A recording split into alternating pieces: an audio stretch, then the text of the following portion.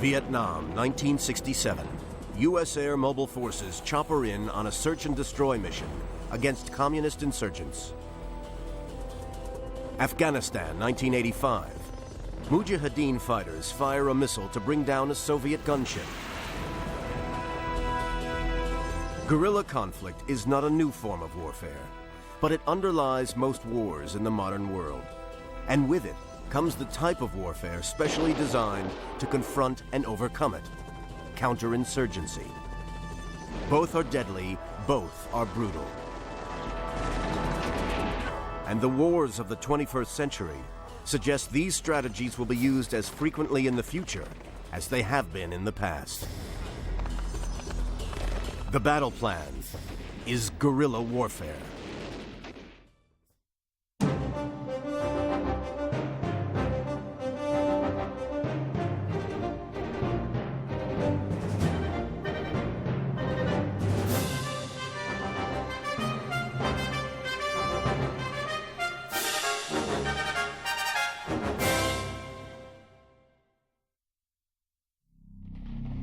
Vietnam, 1962 to 1975. The country is divided into North and South. North Vietnamese Communist General Vo Nguyen Giap needs a strategy to unite the country under the communist flag. In the South, U.S. General William Westmoreland faces the challenge of opposing Giap and stopping the spread of communism. Afghanistan, 1979 to 1989. Soviet troops invade and occupy the country. Afghan resistance forces unite to drive them out. Soviet General Viktor Paputin oversees the first moves in the Soviet takeover of the country. In the mountains of Afghanistan, the tribal leaders and commanders of the resistance forces, which become known as the Mujahideen, plan the guerrilla campaign which will oppose Soviet occupation. Behind the scenes of both wars, the Soviet Union and the United States are engaged in a massive military technological race. Both have stockpiles of modern weapons and the capacity to destroy each other many times over. But in both Vietnam and Afghanistan, U.S. and Soviet generals like Westmoreland and Paputin will be forced to use not conventional modern military tactics, but a battle plan which has existed for thousands of years. Guerrilla warfare is one of the oldest forms of warfare because it pits the strategically weak against the strategically strong, and because it's based upon ambush, gives the weak a chance of succeeding, gaining a military victory. In the 20th century, guerrilla warfare is not a special case. It's the norm. The reason for this, quite simply, is that very few of the states or organizations that are inclined to fight have the means to wage modern conventional warfare. During the Cold War, many regional wars were supported directly or indirectly by the United States and the Soviet Union. But in Vietnam and Afghanistan, the U.S. and the Soviet Union are directly involved. And their commanders, like the leaders they oppose, will have to meet the same requirements in the battle plan for guerrilla warfare as those whose campaigns have long been consigned to the history books. Objective. Commanders starting a guerrilla war, and those opposing it, must be clear and specific in their political and military objectives. Civil support. Both sets of commanders must seek to win the support of the civilian population in the areas in which they are fighting the war. Build up. Both sides must build up their armies. In the case of the insurgents, this includes both a military and a political civilian wing. Attrition. Both sides must execute what military theorists call the attritional stage of the campaign, trying to wear down the other side. Transition. Commanders must then escalate the war from guerrilla hit-and-run to large-scale conventional warfare. Takeover. The insurgents must seek the takeover of government and the reins of power. The counterinsurgents must seek the destruction of the guerrilla campaign and the philosophy on which it's based. In the second half of the 20th century, with the whole political shape of the world changing, the requirement to seize the reins of power or to destroy the guerrilla's philosophy has been particularly important. Guatemala, El Salvador, Nicaragua, Colombia, Peru, Cuba, Bolivia, Algeria, Nigeria, Angola, Chechnya, Rhodesia, Mozambique, Sri Lanka, Malaya. The list goes on. But all start with the first requirement in the battle plan for guerrilla warfare. Objective. Both sets of commanders, those starting a guerrilla war and those opposing it, must be clear and specific in their objectives. The objectives must not simply be short-term and military. They must also include a long-term political goal. Vietnam, 1961. The first American military advisors are sent in by U.S. President John F. Kennedy. Their objective is to support the government of South Vietnam in its struggle against the Communist North. But guerrilla warfare in Vietnam began many years before. Ever since the end of World War II in 1945, the communist-led Viet Minh had been waging a guerrilla war against the French. Their objective was throw the French out, unite Vietnam as one country, and set up a communist state. And their battle plan for guerrilla warfare is already a proven strategy. In 1954, the Viet Minh, under General Vo Nguyen Giap, had annihilated the French at the siege of Dien Bien Phu. At the Geneva Peace Conference, held at the same time, French Indochina was divided. In the west, Laos and Cambodia became individual kingdoms. The northeast became the communist-led Democratic Republic of North Vietnam. And the southeast became the Republic of Vietnam. Incursion into the south by the North Vietnamese begins almost immediately. When the French leave, the United States lends its support to the South Vietnamese government in Saigon. But that support is quickly escalating into war. To fight that war, commanders on both sides need clarity of objective. In Vietnam, for Communist General Vo Nguyen Giap, the enemy is new, but the objective remains the same. Throw out what he sees as foreign invaders and unite the country under the communist flag.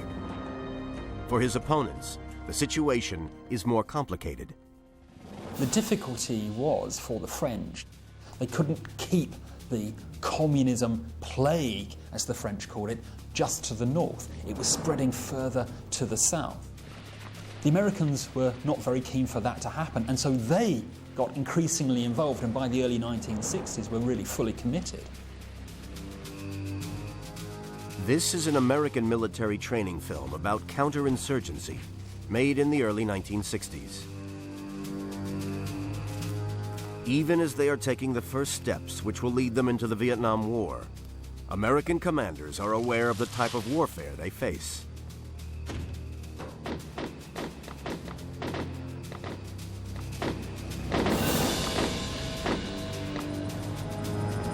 In 1964, a new American commander arrives in Vietnam, General William Westmoreland. His objective is clear: defeat the insurgency. Now he must put the forces in place to execute the next stages of the U.S. battle plan.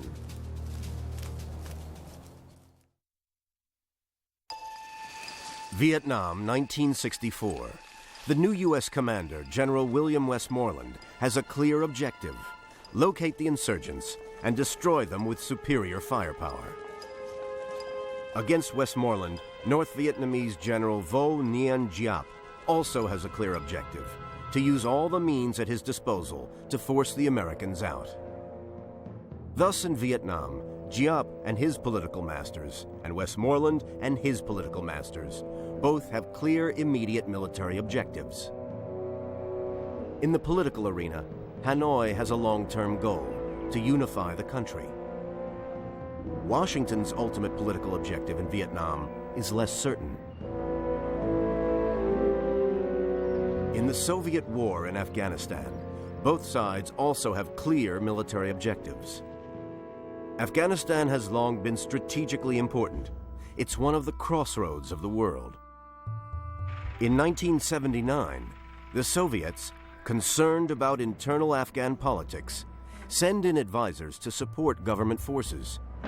By the end of the year, that support is changing to a full-scale military presence. The Soviet objective is clear. The Soviets really wish to take this area, to link their own country to the Middle East, to actually have a view over the Middle East, and no doubt also perhaps control some of the oil production there. For them, it was therefore the expansion of the Soviet Empire. But in the mountains of Afghanistan, the Soviet presence immediately triggers a clear objective for the tribal leaders and warlords who oppose the Soviets: resist the invader, throw the invader out of their country. So all the commanders in both wars have clear military objectives. Both the Soviets in Afghanistan and the Communists in Vietnam also have long-term political goals. But the long-term U.S. objective in Vietnam, after it defeats the insurgency, is vague. And in Afghanistan, whether the warlords have a long-term political goal other than to return to a traditional tribal existence after defeating the Russians, will only be shown by time. In Vietnam and Afghanistan, the commanders must now address the next stage in the battle plan for guerrilla warfare: civil support. Both the commanders mounting the guerrilla war and those directing the counterinsurgency campaign against them must win the support of the civilian population in the areas in which they are fighting the war. A classic example of how vital civilian support can be occurred during the Algerian War of Independence. Algeria in North Africa was one of France's oldest colonies. In November 1954, the Algerian National Liberation Front, the FLN, launched a guerrilla war against France. The French settlers were outnumbered by more than 10 to 1, and the need for the authorities to gain the support of the native Algerian population seemed obvious. At first, the FLN attacked only military and government-related targets. Then, at the town of Philippeville, it killed 123 people. The French reaction was harsh. According to the French, over 1,200 guerrillas were killed. According to the FLN, 12,000 Muslims perished. Protests broke out all over the country. With this one action, the French authorities had united the native population against them. Full-scale guerrilla warfare was underway in both cities and the countryside. In Vietnam in the early 1960s, as the United States becomes increasingly involved, commanders such as Westmoreland have a problem. They're not starting from scratch, but inheriting a situation from the former French colonial occupation. The Communists have already been working for years on winning the hearts and minds of the people of South Vietnam. They can appeal to the patriotism of the ordinary Vietnamese by portraying the United States as yet another intruder supporting a puppet regime. To add on to that, the gloss of communism to people that had nothing was very seductive to the Vietnamese people.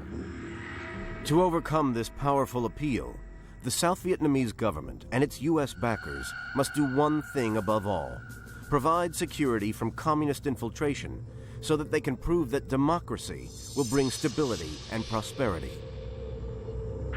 Here, the communists have given them one great opportunity on which to build. The Vietnamese communists were actually quite brutal, and when they took over a village or an area, a reign of terror soon followed. They were nonetheless able to control many communities because of the American and South Vietnamese failure to provide for adequate security. One reason why this vital precondition for winning civilian support is not created is that essentially U.S. Commander General Westmoreland does not rate hearts and minds as very important. And what he said is, grab the insurgents by the balls and their hearts and minds will follow. In Vietnam, Westmoreland sees military action rather than winning hearts and minds as the key requirement in his battle plan for guerrilla warfare. In Afghanistan, as the first Soviet troops move in, it's also the moment when their commanders must decide whether they consider hearts and minds to be relevant. As Soviet tanks roll into Afghanistan and Soviet transports land at Bagram Airfield, the problems which confront Soviet commanders in terms of hearts and minds are even more acute than those which Westmoreland faces in Vietnam. The Soviets are not just seen as invaders. They are viewed as imposing a puppet regime on the people of Afghanistan. As a result of that, the people fled away from the Soviets and into the waiting arms of the Mujahideen. By trying to apply a puppet regime, they were actually making the Mujahideen that much stronger. Like the Americans in Vietnam, the Soviets in Afghanistan tried to win the support of the people by bringing in modern amenities, by building schools and digging wells, by bringing the benefits of modern industrial civilization to the cities. But when the Soviets do try to introduce this hearts and minds policy, it's viewed as an attempt to replace traditional local customs and values.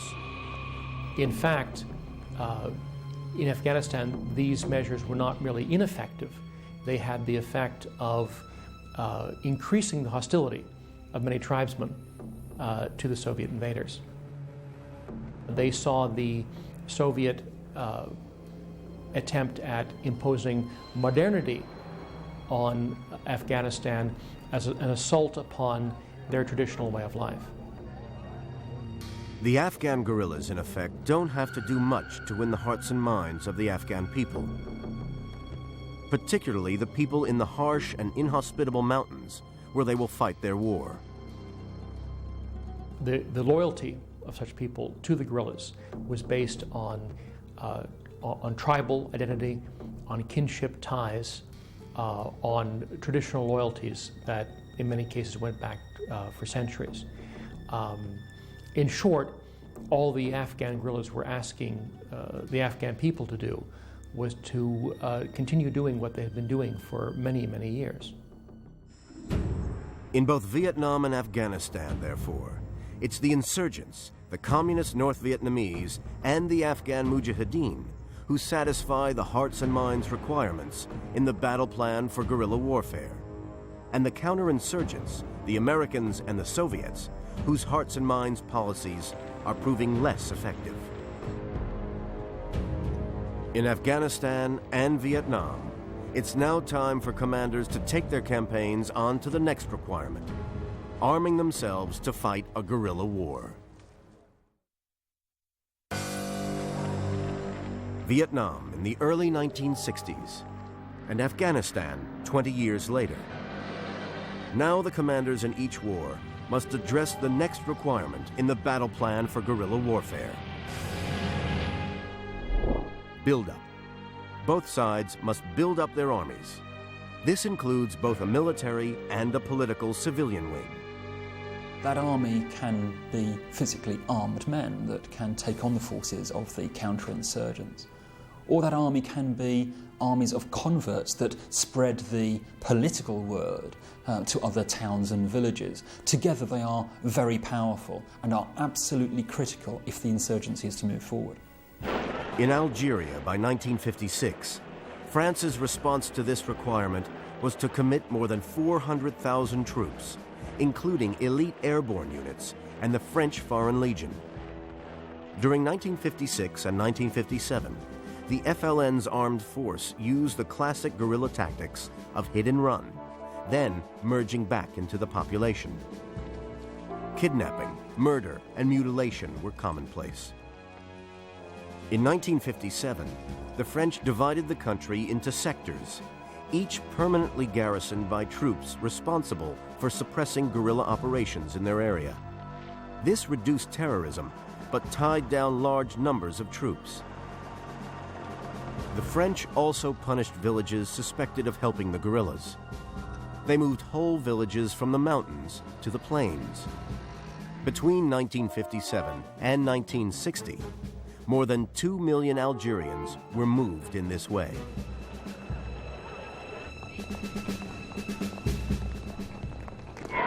In Vietnam, as General Giap begins to engage the Americans, he already has 2 military forces at his disposal. He has a regular force, the North Vietnamese Army, or NVA, which he infiltrates into the south. And he also has an insurgency force, the Viet Cong, made up of conscripts from South Vietnam itself. While building up these 2 forces to take on a new enemy militarily, the Communists also benefit from the French withdrawal, the same situation which puts the US and South Vietnamese at such a fundamental disadvantage in the political battle for hearts and minds. There was a transitional period between the French withdrawal and the Americans' very heavy involvement in the early 1960s. That vacuum was filled by increasing communist infiltration throughout the country. So by the time the Americans get there in force, they are fighting a battle against many tens of thousands of newly converted communists. And with that, they just cannot cope. This military advantage, which General Giap enjoys, is further underpinned by the communists' political activities. They made an army of philosophers, people that actually spread the word to other towns and villages. They together make an incredibly seductive pact to the local people, and that is why the building of an army was such a successful phase for the insurgents. Opposed to General Giap, U.S. General Westmoreland also has 2 armies, the American and the South Vietnamese. Starting in 1966, Westmoreland's High Command uses these armies to pursue a 2-pronged strategy. The Americans will provide a shield behind which the South Vietnamese forces can concentrate on providing security to populated areas and winning hearts and minds. This combination of force, using overwhelming U.S. firepower, and persuasion, providing security for the rural population, should allow the communist grip to be broken and the South Vietnamese government to win the confidence of its population. In Afghanistan, in the early days of fighting, both the Soviet generals and the Mujahideen leaders are also building up their forces.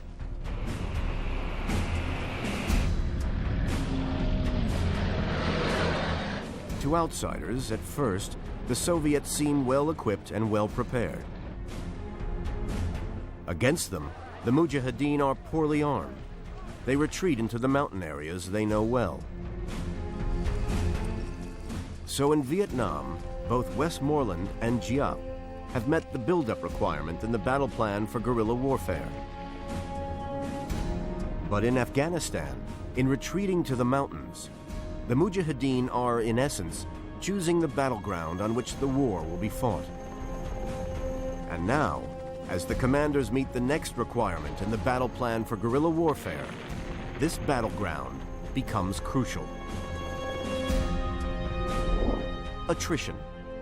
Both sides must execute what military theorists call the attritional stage of the campaign, trying to wear down the other side. In Vietnam, how General Westmoreland views hearts and minds, and how he views the makeup of Giap's regular and irregular forces, will now determine how he executes this next stage of his battle plan. and how Giap decides to use the two prongs of his attacking forces, his North Vietnamese regular army and his South Vietnamese guerrilla army, will also depend on how quickly he wants to move to the next requirement, the transition from attrition to conventional warfare. In deciding his strategy, Westmoreland has to plan against Giap's two types of force. And for the Americans and their South Vietnamese allies, this presents a problem. On the one hand, they had to defend against the conventional forces of North Vietnam. On the other hand, they had to wage a counter-guerrilla campaign against the Viet Cong. Westmoreland has to decide the type of campaign he will use: conventional warfare, or counterinsurgency, or a balance of both. As he plans, it's the existence of Giap's regular North Vietnamese army which has the greatest impact on how Westmoreland and his advisors think. The existence of a large and powerful North Vietnamese army fed the American prejudice in favor of seeing the entire conflict in conventional terms.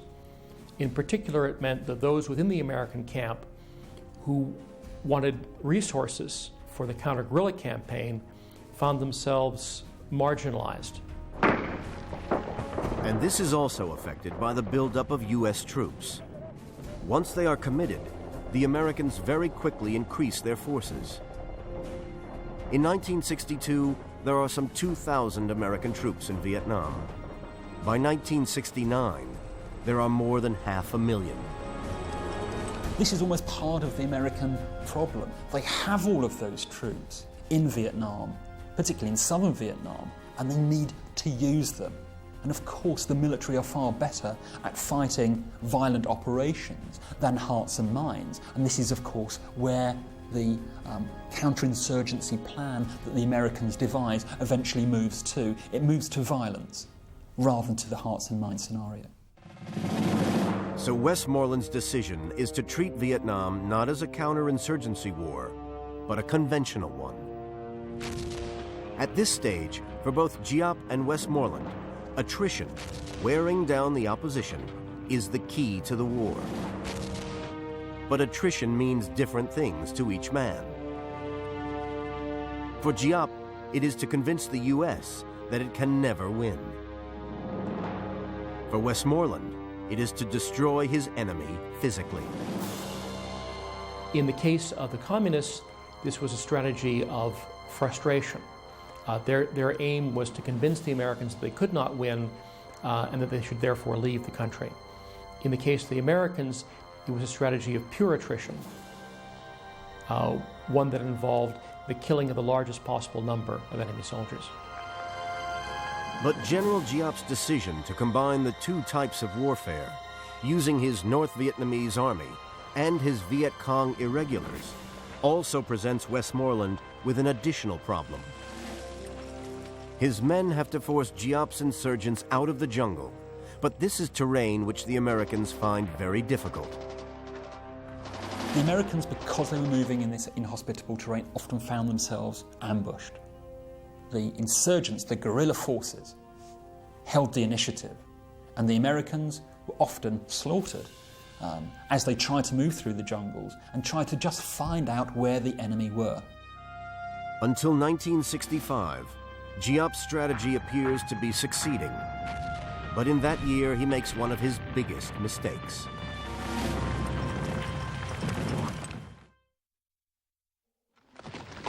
In the Soviet war in Afghanistan, the attritional phase of the guerrilla war begins almost immediately.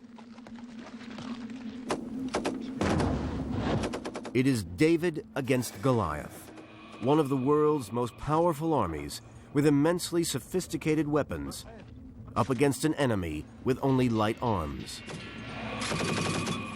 But the Mujahideen understand immediately what they have to do. They had to take to the hills, to the caves, to the rugged mountains. They needed to use the terrain to their best ability to maintain the initiative, to pull the Soviets into that terrain and to ambush them. It was classic guerrilla warfare territory, and the Afghans knew exactly what they were doing. At first, The Soviet planners are dangerously over-reliant on the roads, which makes them vulnerable to ambush and does nothing to defeat the guerrillas who remain secure in their mountain bases. Then the Soviets change tactics. They continue to use large-scale operations, but make increasing use of heliborne missions to strike into the mountains. Mujahideen attacking convoys find themselves being ambushed. By 1983, these new Soviet methods have put the Mujahideen on the back foot. Although the vast majority of the Soviet fighting in Afghanistan still has to be done by its relatively poorly trained and poorly motivated conscript army, the key troops in this apparently winning new tactic are the Soviet Spetsnaz Special Forces units. They provide the muscle for the heliborne deep penetration raids and ambushes. These are directed by specially trained Spetsnaz troops who disguise themselves as Mujahideen so as to operate for long periods behind the lines, gathering information and locating guerrilla strongholds for airstrikes. The Mujahideen find themselves being pinned down and unable to operate in the open. Their hit-and-run tactics are no longer working. It's looking as if the aggressive use of the helicopter and special forces has given the Soviets a way to neutralize the guerrillas. Air mobility allows them to access inhospitable terrain and get to grips with the enemy. But all this is about to change. Afghanistan, the mid-1980s, and Vietnam in the mid-1960s. It's the point in the war where, according to the traditional theories, commanders must meet the next phase in the battle plan for guerrilla warfare. Transition. Moving from guerrilla hit-and-run tactics to large-scale conventional war. In Algeria, the guerrillas did not change tactics from hit-and-run to conventional warfare. But the French did. Previously, specific troops were responsible for each region. From 1958, the French used mobile forces on massive search and destroy missions against the guerrillas, in the mountains, but also in the city of Algiers itself.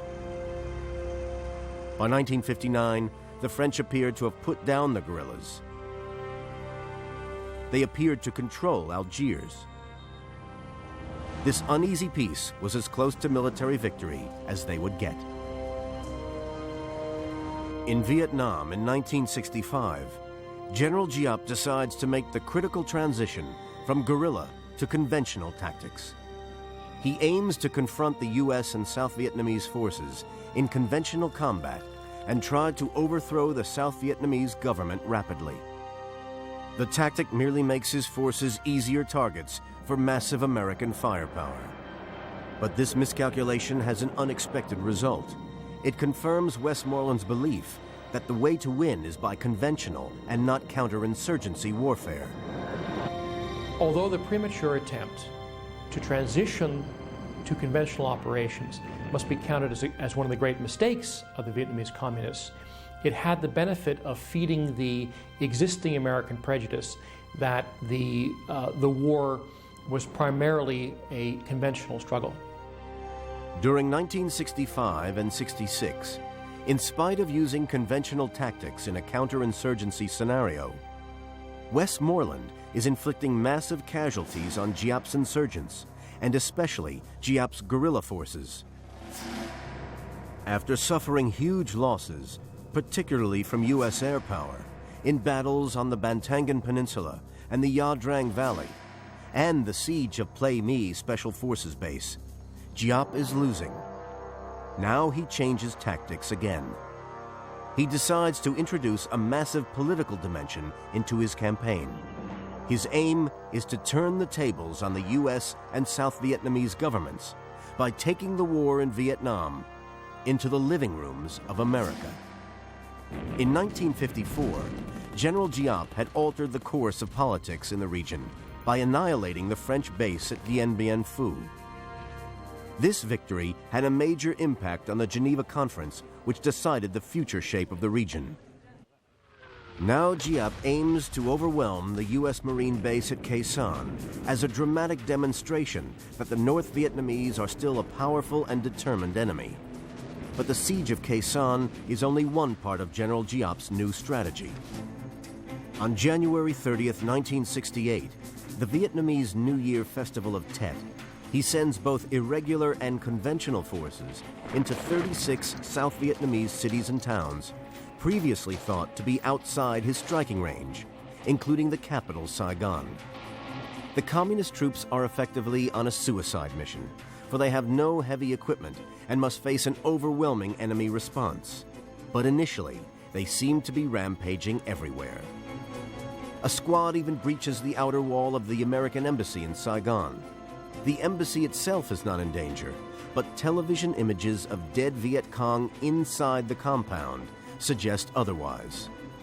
In the ancient city of Hue, the fighting between communist troops and U.S. Marines is street by street, sometimes house to house. General Giap's forces suffer enormous casualties. By the end of February, U.S. forces have eliminated all communist infiltrators in the cities, and on April 6th, they relieve the siege of Khe Sanh. But in America itself, the political impact of the television images and news stories about the Tet Offensive is massive. And on the streets, the anti-war movement is gathering strength. General Giap has lost the military battle, but he is on course to win the long-term political one. In Afghanistan in the mid-1980s, the balance of war is also changing. The more involved the Soviet Union becomes, the more the rest of the world, and particularly the United States, is taking an interest. Until now, the Mujahideen have been losing their guerrilla war against the Soviets. But that is about to alter dramatically.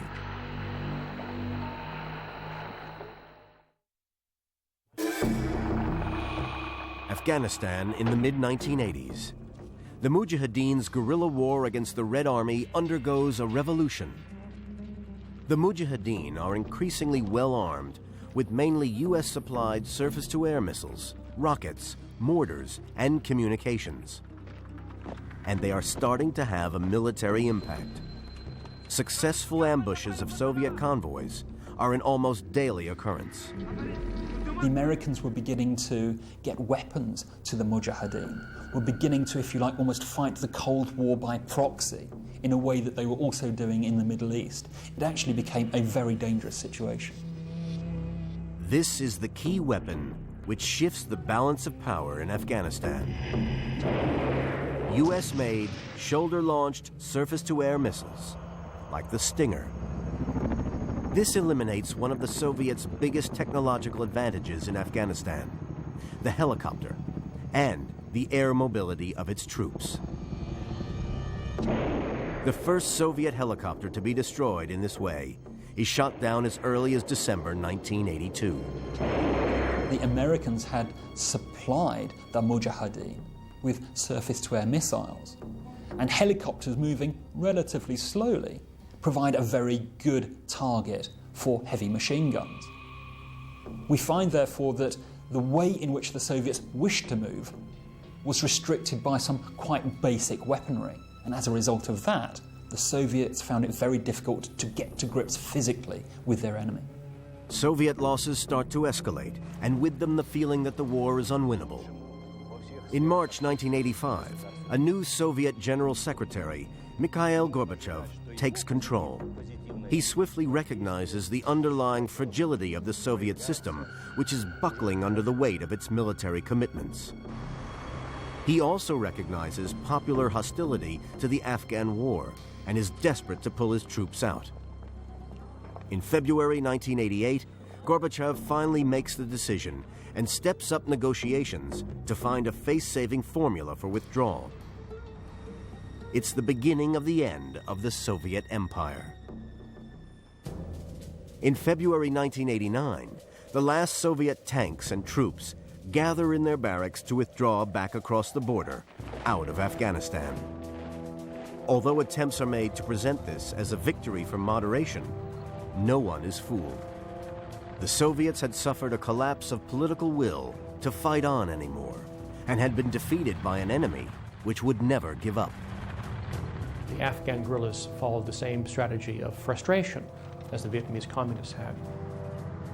The Soviet armed forces proved to be very casualty averse. The ability of Soviet society to tolerate the kind of casualties that were occurring proved to be very, very low. The Mujahideen warlords have won without needing to meet the penultimate requirement in the battle plan for guerrilla warfare: the transition from guerrilla to conventional warfare.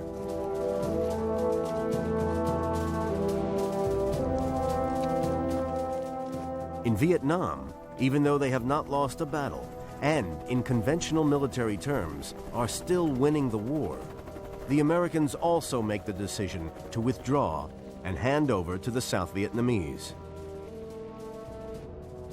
Once again, the reason is more political than military. In the corridors of power in Washington, the mood is changing. The economy is beginning to worry America, particularly with an oil crisis looming. The Cold War has not yet started to thaw. But above all, on the streets of America, the anti-war protest movement is growing.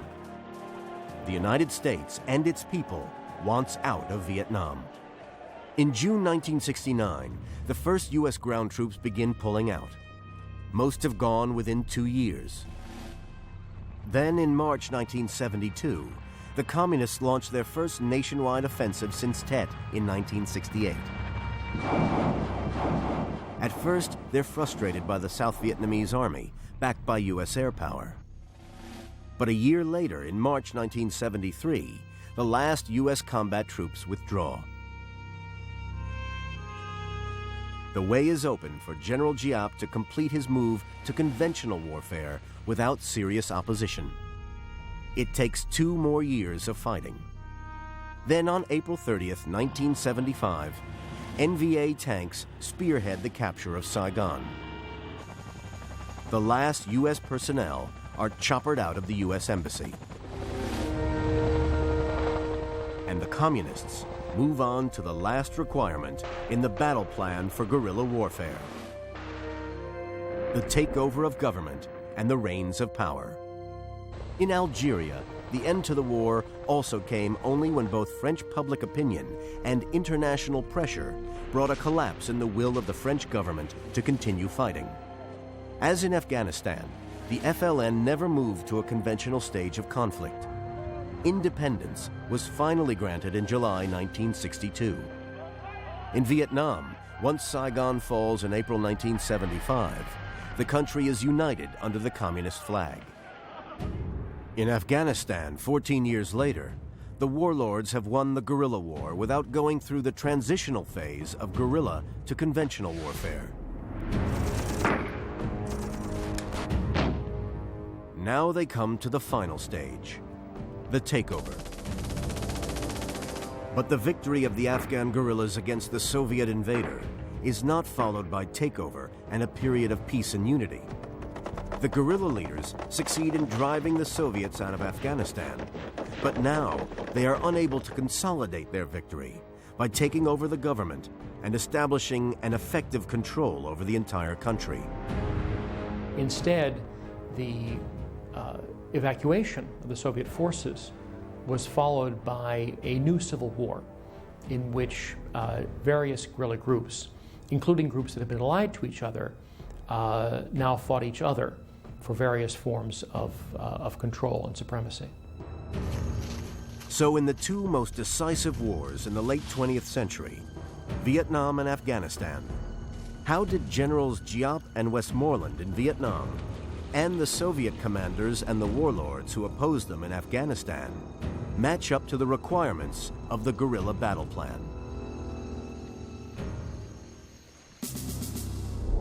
Objective. In Vietnam, General Giap had a clear objective: unite the country under a communist flag.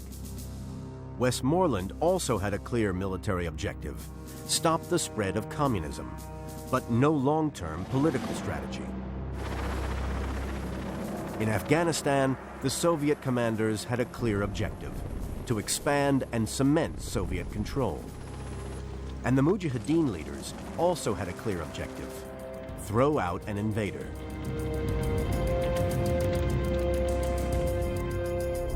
Civil support. In Vietnam, Giap built up a system for winning over the hearts and minds of the South Vietnamese population. Westmoreland took certain limited measures in an attempt to achieve this, but preferred conventional military methods to hearts and minds. In Afghanistan, the Soviets also tried limited hearts and minds, but failed. The Mujahideen leaders didn't even have to try, because they already had the support of the rural population.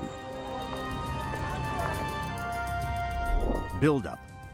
In Vietnam, Giap had his regular North Vietnamese army and his South Vietnamese Viet Cong insurgents. Westmoreland had his own American forces, plus the Army of South Vietnam. In Afghanistan, the Soviets built up a massive array of men and weapons. The Mujahideen started with little, but were increasingly equipped and resupplied, especially by the United States. Attrition. In Vietnam, Giap sought to wear down the Americans in the attritional phase of his war plan, with the object of making them withdraw. Westmoreland's definition of attrition was different: kill as many North Vietnamese and Viet Cong as possible. In Afghanistan initially, the Soviets appeared to be winning this requirement, partly because their helicopters gave them more mobility and penetration. As soon as the Mujahideen began to acquire new arms, however, most especially the US-made and supplied Stinger shoulder-launched missile, they began to win. Transition. In Vietnam, General Giap almost threw away the war by seeking to move from insurgency to conventional warfare too quickly. In the last days after the withdrawal of the Americans, transition was rapid, with the South Vietnamese army providing little effective resistance. In Afghanistan, the Mujahideen had no need to change from being a guerrilla force into a conventional army. Takeover. In Vietnam, the country was immediately united under the communist flag. In Afghanistan, rather than seek unity or revolution, triumphant Mujahideen leaders reverted to the old system of intertribal rivalries and conflicts, which set the country on the road to the Taliban and the likes of Al-Qaeda and Osama bin Laden. Guerrilla warfare has set alight many of the conflicts of the second half of the 20th century, and it seems inevitable that this will continue throughout the 21st. As long as the world sees the strategically weak faced by a stronger force, guerrilla warfare will have currency. It pits the weak against the strong and gives them the ability to strike a devastating blow against an enemy, whether it's in the political context of an insurgency or the more military context of an invader. Guerrilla warfare is one of the most basic forms of fighting. Even in today's technological age, it still relies on the individual rather than the sophistication of weaponry. It still allows the David to take on the Goliath. For this reason, it still works. For this reason, it will always be with us.